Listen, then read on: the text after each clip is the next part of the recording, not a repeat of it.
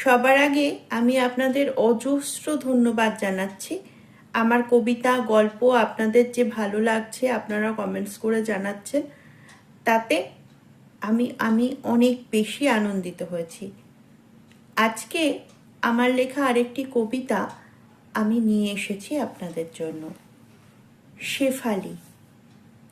বড় ইচ্ছে ছিল শেফালির, রোদ্দুরটাকে চাদর করে চলে যায় বহুদূর।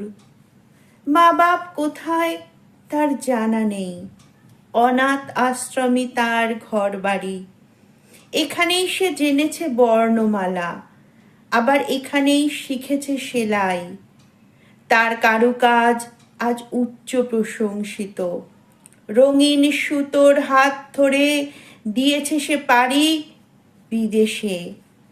রং বেরঙের নকশার